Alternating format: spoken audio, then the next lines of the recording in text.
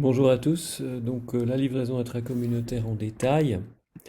Première chose, il s'agit de la définir, cette livraison intracommunautaire. Donc on peut la définir tout simplement comme étant une vente d'un bien corporel, meuble, entre une personne d'un État membre vers une autre personne d'un autre État membre.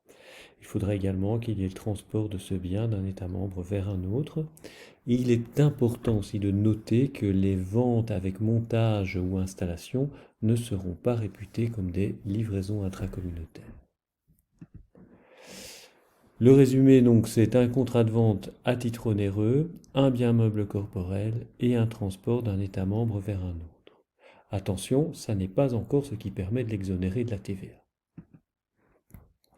Donc ici, on parle de terminologie, faire la différence entre un particulier et un assujetti déposant. Le particulier, c'est le quidam qui n'est bien entendu pas enregistré à la TVA et qui ne pose pas d'acte qui serait susceptible de l'assujettir à cette TVA. Les principes de base de la livraison intracommunautaire sont qu'elle est taxable, mais peut faire l'objet d'exemptions sous certaines conditions.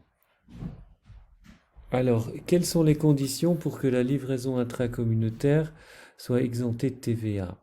Selon l'article 138, il faut que l'acheteur soit dans un État membre différent de celui du vendeur. Il faut qu'il y ait un transport du bien d'un État membre vers l'autre.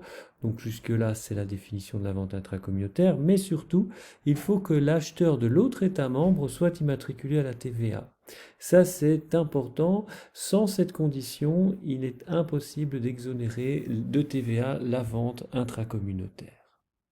Donc maintenant que nous connaissons les conditions à remplir afin d'exonérer de TVA une livraison intracommunautaire, il reste à voir dans la pratique comment tout cela peut être mis en œuvre. Donc, une des premières choses, bien entendu, sera de s'assurer que l'acquéreur de l'autre État membre soit bien assujetti à la TVA. Une des méthodes les plus simples, bien entendu, est de vérifier, d'abord d'obtenir et de vérifier son numéro de TVA sur la base de données VIES. Toutefois, cette vérification, bien qu'un élément très constitutif de la preuve, ne sera pas suffisant. Il faudra aussi un faisceau de preuves telles que la facture commerciale, les preuves de paiement, de carte de crédit éventuellement, une pièce d'identité ou toute autre preuve qui permettra d'attester que l'acheteur est bien assujetti à la TVA. Donc l'une des conditions pour qu'une vente intracommunautaire soit exonérée de TVA est qu'il y ait transport de l'État membre du vendeur vers l'État membre de l'acheteur. C'est le vendeur qui a la charge de prouver ce transport.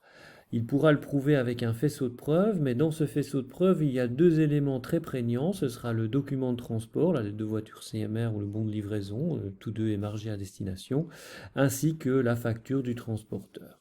Donc, dernière remarque par rapport au transport, il est donc légalement prévu dans le cadre de la livraison intracommunautaire que la livraison soit faite par le vendeur, l'acquéreur ou par un tiers pour leur compte. Par conséquent, si le transport est fait par ou pour le compte d'un acquéreur subséquent à l'acheteur, la livraison ne serait théoriquement plus exemptée.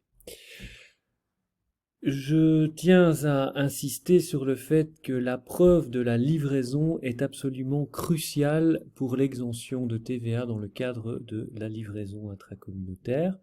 Donc cette vidéo clôt le chapitre de la vente intracommunautaire et de l'article 138 que vous pourrez retrouver sur les supports que j'ai mis en ligne.